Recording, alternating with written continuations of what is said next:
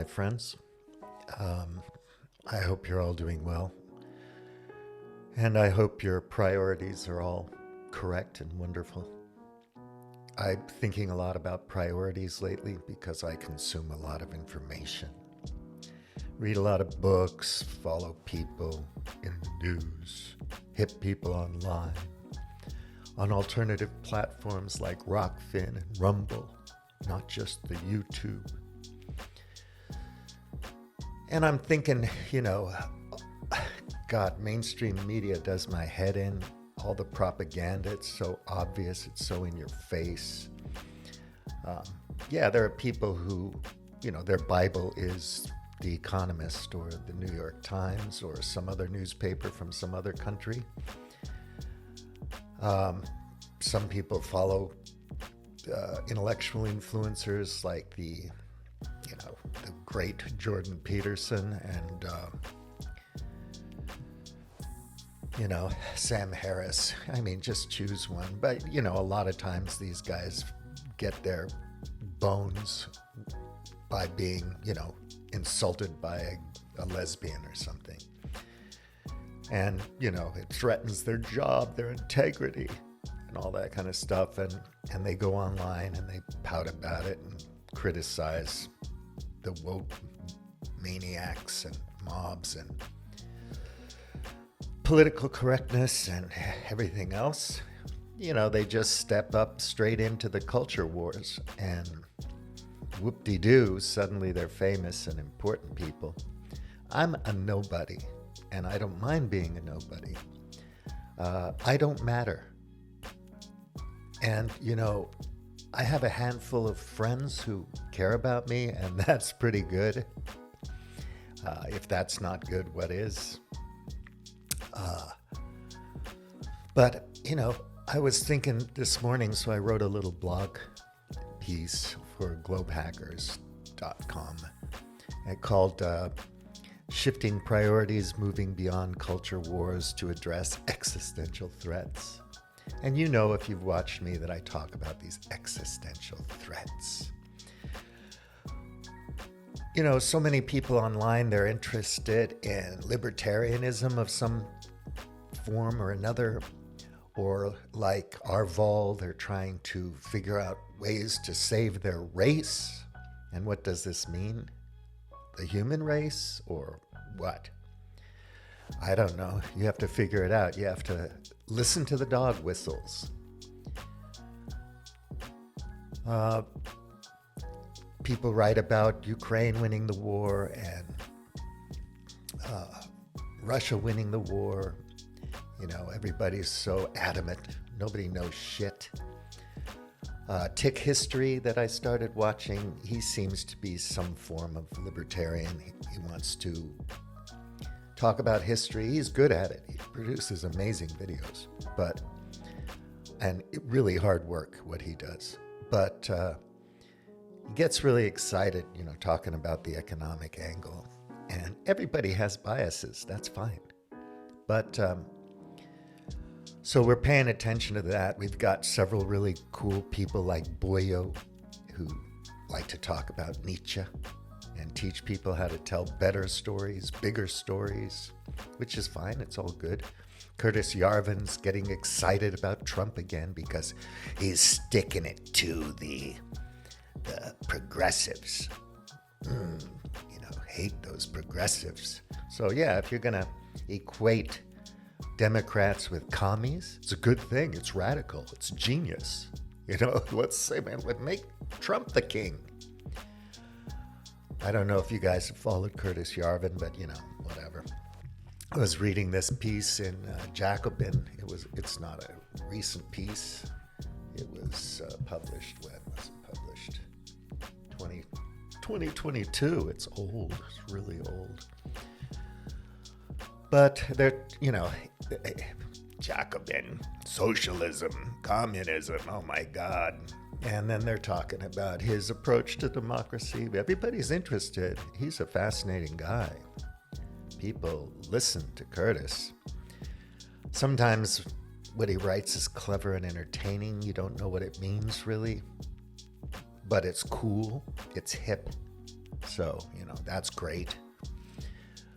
But I'm thinking about priorities, and it said in my little byline under the title of my piece, people believe the most important thing is getting over on the other guy.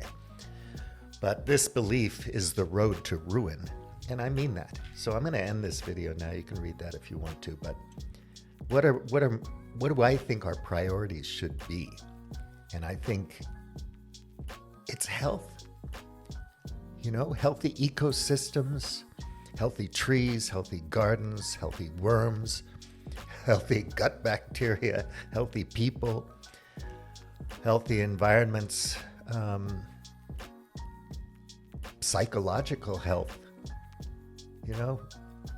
any kind of health, just maintaining health and peace. Because war isn't healthy. You can spin things around and say that, violence is human, and we're violent creatures, and war is just part of being a person. It's just our nature. That's fine. But we are facing some very dire and accelerating threats that come from right out of our behavior. Our violent nature. Can we get over on that without having to other people and create enmity? Or are we addicted to enmity? Do we need enmity, human beings? And without it, we can't exist.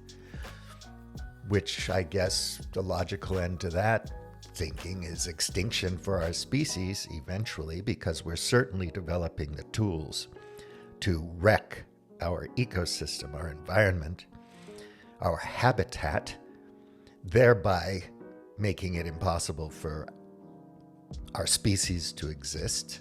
We're killing mammals right and left. We're torturing monkeys. People go online to pay money to watch somebody torture a monkey. What the fuck? And, the greatest job you can get now if you're somebody is, going online and masturbating or something like that in front of a camera. I mean, look, I understand why people are upset and engaged in the culture wars, but I think we need to start focusing on what it means to be healthy.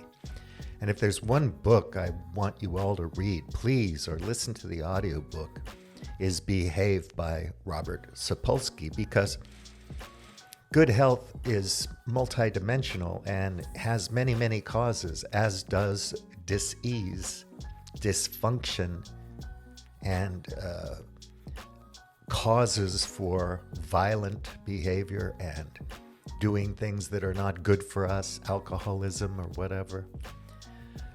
Understand the multidimensional things, and we don't have to blame one thing or some other thing, the other, for our ills. We can figure out what's required to be healthy.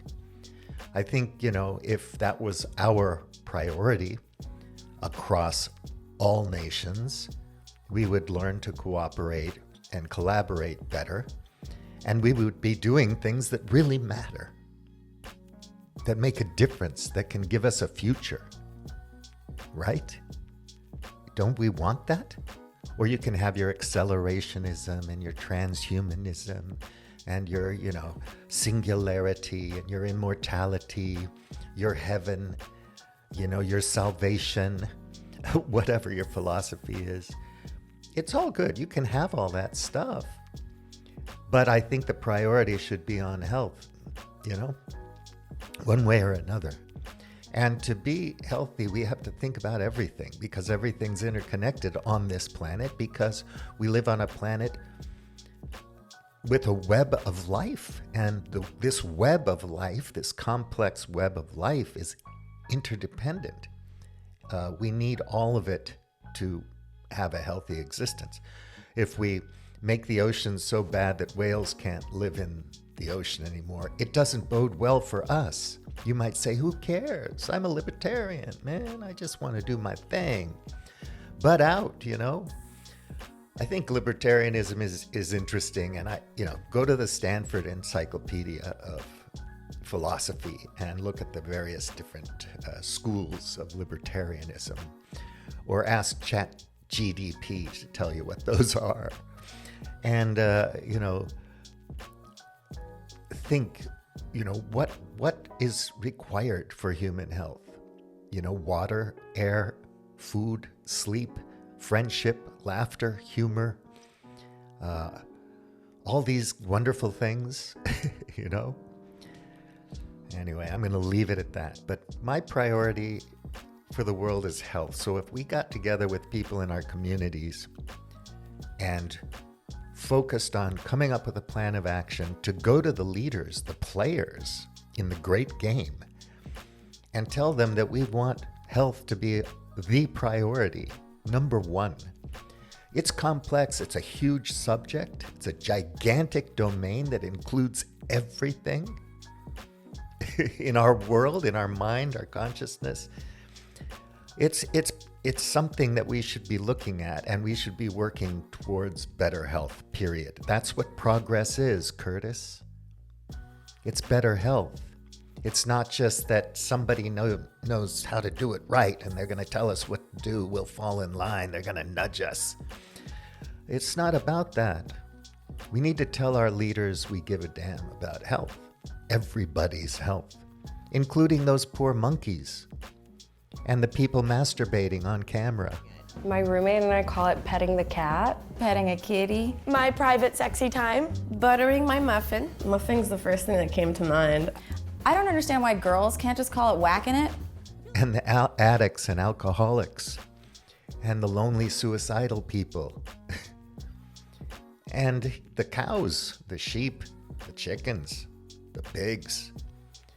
And, having this beautifully biodiverse web of life that makes this earth the only Eden that we know about, the only one that we know about. So don't we have a responsibility to nurture it, take care of it, make it healthier so that there can be future generations and we can maybe find out how this universe really works? Or do we know it all already? So cop your culture team and go to war. How romantic. How wonderful. Ooh, it works me up, man, because I feel bad for those people dying in Ukraine and Sudan and Yemen.